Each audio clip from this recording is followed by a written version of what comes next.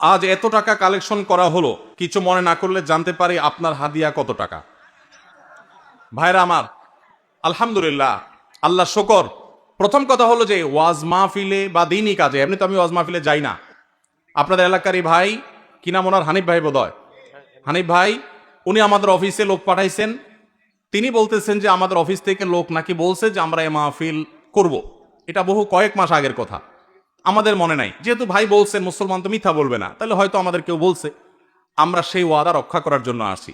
আসার ক্ষেত্রে আমি হানিফ ভাইকে আমার অফিস থেকে শর্ত দিয়ে দিছি যে মাহফিল করার পর আমাকে কোনো টাকা পয়সা, কোনো হাদিয়া দিবেন না, এই শর্তে আমি আসতে পারি। আলহামদুলিল্লাহ, ওনার সাথে আমার চুক্তি হয়েছে হানিফ সাহেবের কাছে, আমি খাবও না, কোনো হাদিয়াও নেব না। আলহামদুলিল্লাহ, আমি এখানে খানাও খাই নাই, হাদিয়াও নেব না, ইনশাল্লাহ। এই চুক্তি করেই আমি আসছি। কোনো জায়গায় কেউ যদি আমাদের পথ খরচ দেয় বা হাদিয়া দেয়, আলহামদুলিল্লাহ, আমরা যেখানে মানুষ খুব জোরাজোরি করে নেই। আর যদি কোনো মসজিদ মাদ্রাসা হয় বা দিনী প্রতিষ্ঠান হয়, সচরাচর আমরা চেষ্টা করি পথ বড়াটাও নিজের পকেট থেকে দিয়ে যাওয়ার। এটা যেহেতু প্রশ্ন খোঁচা মেরে করেই ফেললেন, সেই প্রসঙ্গে না বলা, হানিফ ভাই এখানে উপস্থিত আছে, সাক্ষী উপস্থিত আছে, ওনার সাথে চুক্তি করা হয়েছে। যেহেতু মাদ্রাসার মাহফিল, মাদ্রাসার জন্য দুনিয়ার টাকা উঠানো লাগতেছে, একটা মসজিদ নাই, বাচ্চাদের থাকার জায়গা নাই, তাহলে এখান থেকে আমার হাদিয়া নেওয়া লাগবে কেন? আলহামদুলিল্লাহ, আমার চলার মতো ব্যবস্থা আল্লাহ তাআলা আমাকে দিয়েছেন, যথেষ্ট দিয়েছেন। অতএব আপনারা বরং মসজিদের জন্য সহযোগিতা করবেন, জমির জন্য সহযোগিতা করবেন, করবেন তো ইনশাআল্লাহ? মাদ্রাসার ছাত্রদের থাকার ভালো ব্যবস্থা যেন হয়, সেজন্য সাহায্য করবেন, ঠিক আছে না ইনশাআল্লাহ? আর আমাকে হাদিয়া দেওয়া লাগবে না, ইমাম সাহেবদের বেতন বাড়াই দিন। ইমাম সাহেবদের বেতন বাড়াই দিবেন তো ইনশাআল্লাহ? ইমাম সাহেবদের বেতন বাড়াই দেওয়ার তৌফিক আল্লাহ তো আমাদেরকে দান করুন। ওলামা একরাম ওয়াজ মাহফিলে যারা আসেন, তাদেরকে সম্মানজনক হাদিয়া দিবেন।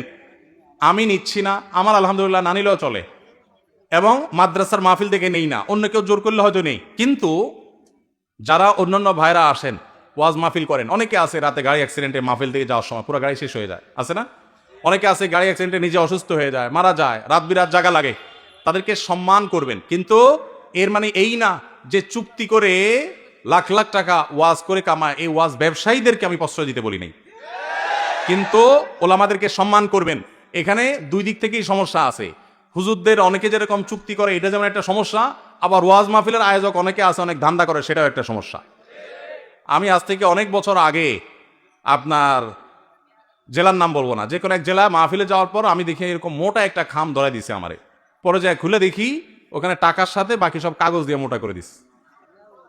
এত নিকৃষ্ট মানুষও এই সমাজে আছে। তো এই জন্য সংশোধন বক্তাদেরও হইতে হবে, আয়োজকদেরও হতে হবে, শ্রোতাদেরও হওয়া লাগবে। শ্রোতারা ওয়াজে আসছেন কি জন্য? কিছু শুনে আমল করার নিয়তে। এই যে এতগুলো কথা শুনছেন, এগুলো আমল করতে হবে, ঠিক আছে না ভাই ইনশাআল্লাহ? যদি শুধুমাত্র ওয়াজ মাহফিলে আসেন তামাশা দেখার জন্য, তাহলে হবে না। আল্লাহ তাআলা আমাকে, আপনাকে, আমাদের সবাইকে ইখলাসের সাথে কাজ করার তৌফিক দান করুন।